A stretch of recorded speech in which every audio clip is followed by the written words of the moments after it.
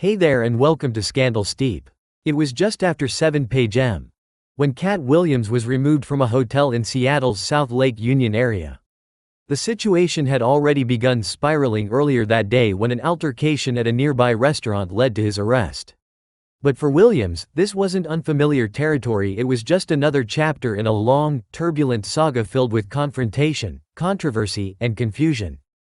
"They didn't just arrest me," Katt once said, reflecting on one of his many brushes with the law. "They made an example out of me." That statement speaks volumes not just about the incident in question but about a pattern that's followed him for years. His name has frequently been splashed across headlines before any facts could come to light, as if people were eager to label him unstable or dangerous.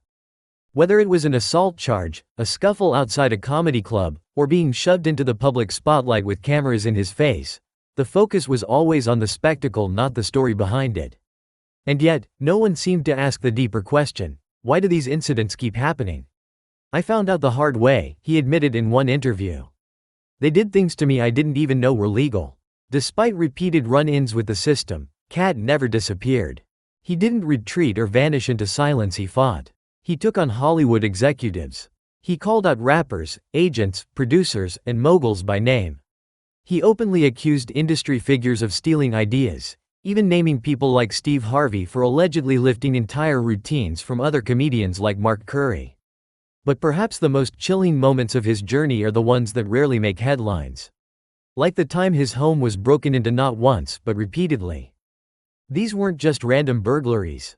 To Katt, they felt like messages, threats masked as thefts. He spoke openly about enduring home invasions, even once detailing how 7 masked men armed with guns stormed into his hotel room in Cleveland. "I'm not kidding," he said. So let's ask the real question: how many incidents does it take before people start to understand something else is going on? Before the fame, before the money, and long before the public meltdowns, Katt Williams was just a kid named Micah Sierra Williams, born in 1971 in Cincinnati, Ohio. His childhood was far from ordinary or stable. At just 13 years old, he ran away from home not because he was chasing stardom, but because he had nowhere else to turn. "I was afraid," he once said.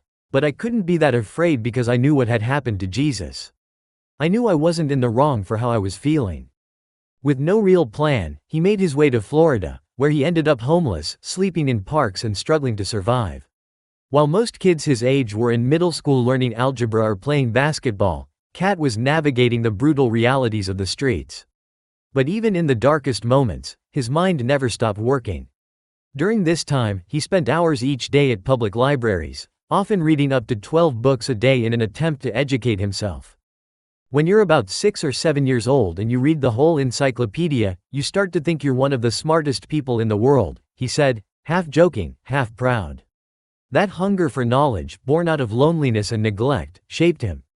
The kid who had no one to rely on became a man with sharp instincts and a sharper tongue. Those early struggles hardened him, yes, but they also gave him a deep understanding of people, pain, and survival. His comedy would later reflect that. It wasn't just jokes, it was observation, truth, and often, pain wrapped in punchlines. Katt spent years grinding on the underground comedy circuit, performing in small clubs, sharpening his voice. It wasn't a glamorous path, but his originality and boldness eventually caught the world's attention. His big break came in 2002 with his role as Money Mike in Friday After Next, where his exaggerated swagger and razor wit lit up the screen. The role introduced him to a national audience and led to his 2006 HBO special The Pimp Chronicles PT1, a blistering, unforgettable performance that made it clear Katt Williams wasn't just another comedian, he was a force. But success didn't erase the trauma of his past. In fact, it seemed to amplify it. The pressures of fame, the weight of expectation, and the scars from his upbringing began to show. His first major legal issue came in 2006 when a stolen handgun was discovered in his briefcase at Los Angeles International Airport. He was placed on probation for 3 years, a sentence that shocked fans but signaled something deeper. For a man who had survived so much already, the spotlight only made his private battles more public. By 2008, it became evident that Katt Williams was struggling. Publicly, he was still the fast-talking, high-energy comic fans adored. But behind the scenes, things were unraveling. His behavior became erratic. He missed a scheduled appearance on Late Night with Conan O'Brien, a move that was totally out of character. There was no cancellation, no explanation, he simply didn't show up. Shortly after, he was pulled over in New York, and police found 3 guns in his car.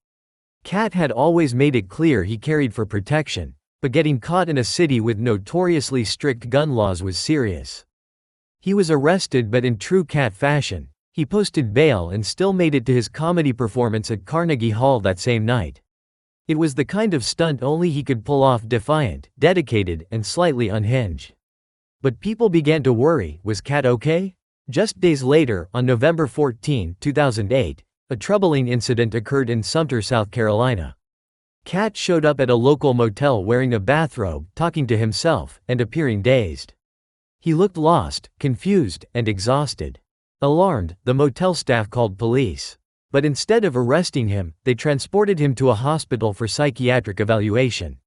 "They put me in a real mental institution," Katt later revealed. "With real crazy people. This wasn't just a case of bad press, it was a real mental health crisis." And for those closest to him, it was the first time they saw just how deep the pain went. People who knew him believed he was having a breakdown, and they were probably right. Fame might look glamorous from the outside, but for someone like Katt, who had survived trauma, abandonment, and homelessness, it likely only magnified his deepest wounds. He had spent his entire life being the strong one, the funny one, the one who carried other people's burdens through laughter. Letting the world see him hurting? That was terrifying. Even though he was released shortly after the evaluation, the signs were becoming impossible to ignore. Late night no-shows, repeated arrests, erratic interviews, it all pointed to a man silently falling apart under the weight of everything he'd endured.